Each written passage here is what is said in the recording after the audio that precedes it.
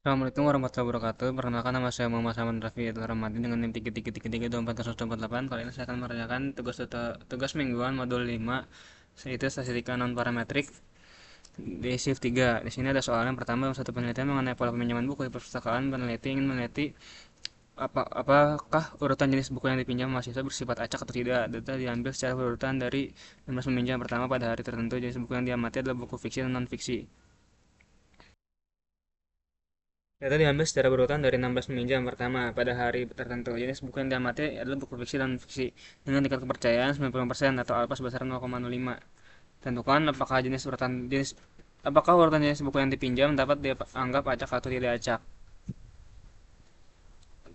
Di sini ada tabel yang menentukan data jenis buku yang dipinjam, itu ada 16 sampel dan jenis bukunya itu ada fiksi dan non fiksi. Nah, di sini ada sintaksnya, yaitu nomor satu untuk random test.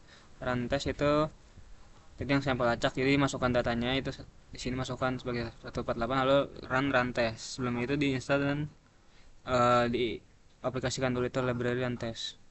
Kalau sudah, bisa di running.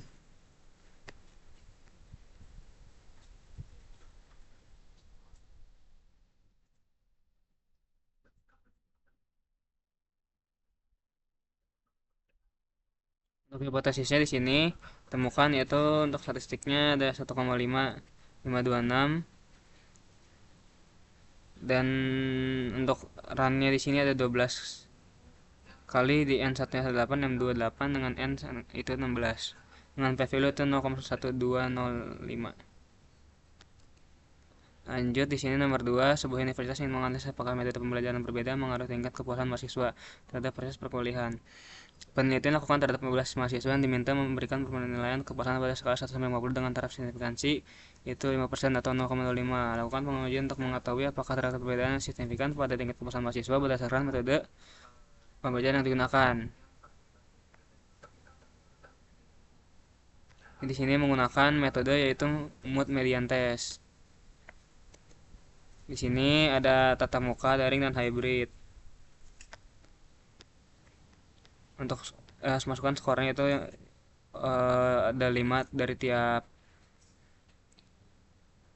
metode pembelajaran, lalu dibuatkan data frame-nya, lalu membuat box plot,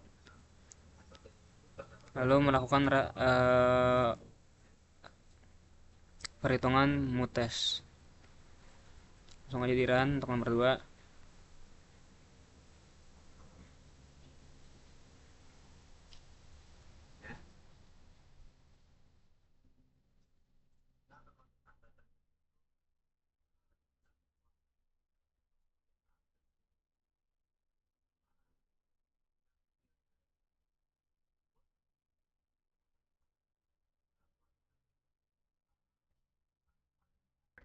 Nah, di sini temukan untuk menilainya dengan x kuart yaitu 10,170 dengan derajat kebebasan 2. Temukan value-nya atau probabilitasnya itu 0,0006162. Lanjut, sini nomor 3. Suatu penelitian dilakukan mengetahui apakah jenis layanan transportasi mengaruhi tingkat kepuasan pelanggan. Penelitian melibatkan 330 responden pengguna bus kota, kereta api, dan transportasi online. Tingkat kepuasan pelanggan diklasifikasikan menjadi 3 kategori, yang itu puas, cukup puas, dan tidak puas. Hasil pengamatan disajikan pada tabel berikut. Nah, di sini ada tabel jenis transportasi dengan 3 jenis transportasi dan ada tingkat kepuasan dari 3 juga. Di sini totalnya yaitu 110, 105, 115. Nah, berdasarkan data tersebut dilakukan uji pada tingkat kepercayaan 95%. Untuk mengetahui apakah terdapat perbedaan proporsi tingkat kepuasan pelanggan berdasarkan proporsi. Sini kita ingin mengetahui proporsi tingkat kepuasannya. Oke, di sini langsung ke nomor 3.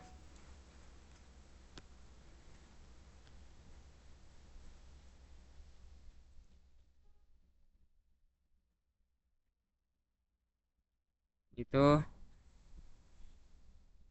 di sini ada dibuat matriks yaitu 3 baris dan 3 kolom, dan menggunakan uji cheese square. Kalau sudah, ini di run. Nah, ditemukan x square yaitu 11,066 dengan derajat kebebasan itu 4 dengan p value atau Preferensinya itu PVL itu 0,02583.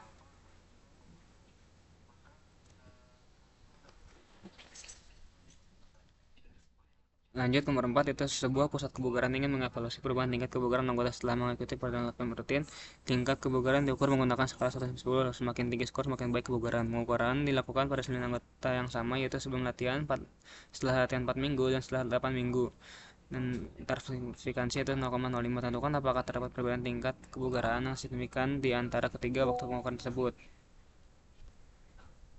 Di sini pada tabel ini ada anggota ada 10 dan ada juga ada tingkat kebugaran bagi 3, itu sebelum latihan, setelah 4 minggu, dan setelah 8 minggu.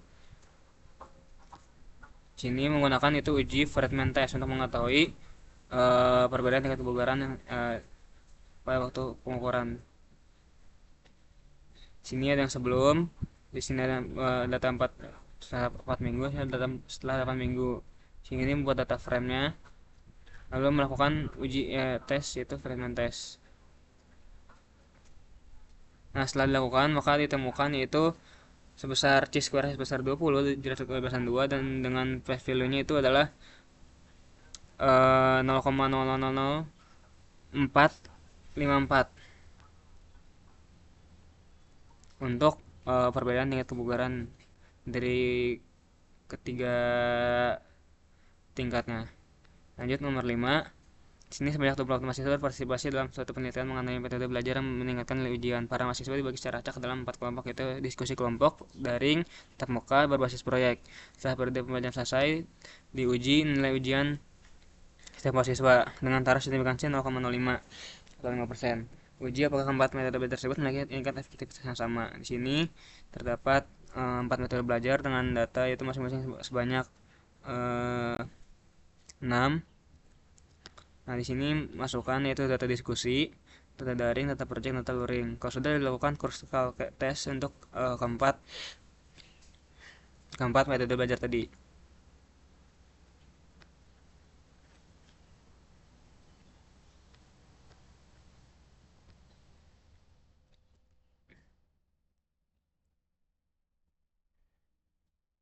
Nah, setelah dilakukan tes Kurkawalis, maka temukan yaitu pada C-square itu 15,704 dengan dari kebebasan 3 dengan p-value itu 0,01304.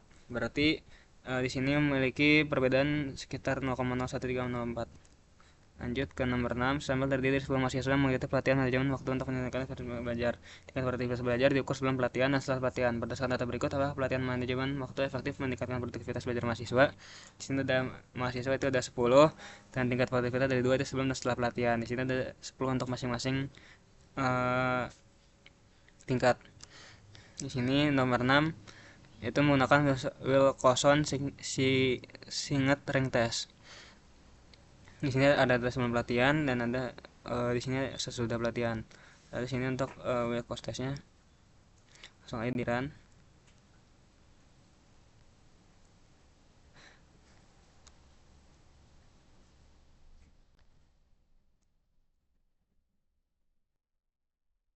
Ya, jadi ditemukan sini menggunakan Wilcox dan rank test ditemukan itu untuk sebelum dan sesudah pelatihan dengan p-value yaitu 0,007842. Berarti di sini menentukan hipotesis ini tidak hipotesis itu tolak H0.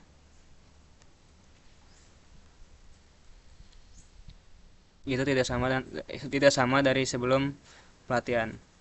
Lanjut, nomor 7. Satu penelitian dilakukan untuk membandingkan waktu penyelesaian pekerjaan antara operator yang menggunakan mesin otomatis dan operator yang menggunakan mesin manual. Waktu penyelesaian diukur dalam menit. Semakin kecil waktu, semakin cepat pekerjaan selesai dengan taraf signifikansi yaitu 5% dan 0,05. Sedikitlah apakah terdapat perbedaan waktu penyelesaian antara kedua metode kerja tersebut. Di sini ada mesin otomatis itu 10 dan di sini mesin manual banyak 9. Menggunakan Man Whitney. Langsung di run aja. Nah, temukan berarti di sini untuk p-value itu 0,002678 dan ditemukan itu tolak H0, itu tidak sama antara waktu mesin manual dan mesin otomatis, di mana mesin otomatis ini lebih cepat dalam mengerjakan satu pekerjaan. Oke, lanjut ke software yang kedua, itu software Minitab. Di sini saya akan mengakseskan nomor satu, itu rantes. Di sini itu yang start, lalu yang parametrik, dan juga yang rantes. Di sini untuk ininya pilih yang kode, lalu oke. Jadi sudah di sini temukan PVL itu 0,121, di mana dia itu berbeda dengan dia lebih dari tarafnya itu 0,05, berarti dia lebih dari, berarti dia H0 tolak. Nah, kemudian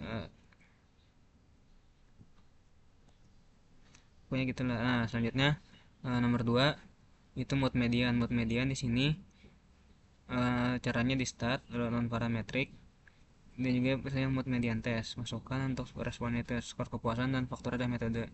Selanjutnya klik OK. Nah, temukan sini untuk levelnya 0,06, dia itu lebih kecil dari 0,05, jadi nyatakan itu tidak sama dengan 0. Lanjut. Nah, itu lebih kecil. Nah, lanjut ke nomor 3, C-square. Sini caranya adalah start, dan kemudian pilih yang tabel, lalu yang C-square, lalu pilih yang puas dan tidak puas, lalu oke.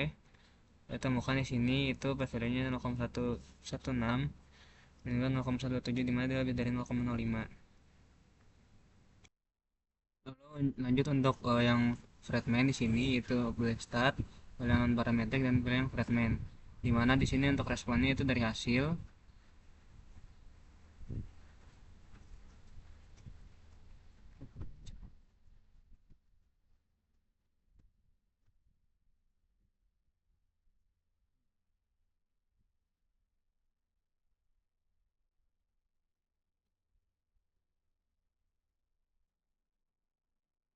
Fermentasi di start, lalu pilih yang non parametrik dan pilih yang fragment. Untuk respon itu di sini adalah hasil. Untuk treatment ya, di sini adalah periode, dan bloknya adalah sampel.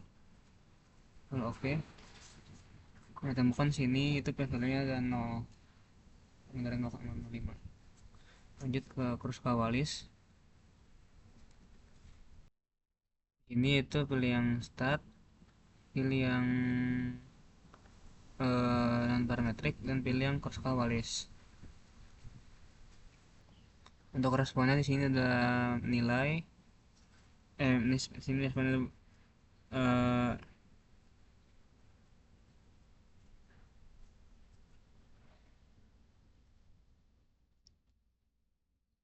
nilai, dan faktornya adalah metode. Klik OK. Nah, temukan sini PV-nya dari ada 0,01. Lanjut ke Wilcoxon. Nah, selanjutnya Wilcoxon, di sini masuk ke kalkulator dulu, kita bikin selisih dulu, yaitu kalkulator. Dimana di sini untuk rasionya di kolom selisih. Lalu untuk ekspresinya itu ada setelah pelatihan dikurangi sebelum pelatihan. Nah, jika sudah oke, muncul sini hasilnya.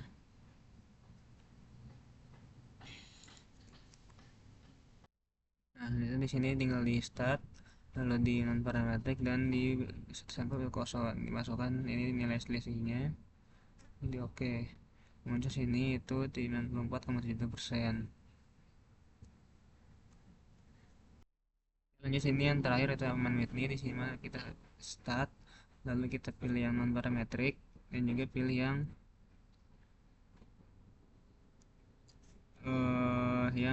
aman with me. Nah, sini kita masukkan itu sampel pertama itu adalah manual otomatis, dan second sampel adalah manual dengan confidence level tadi di sini adalah sebesar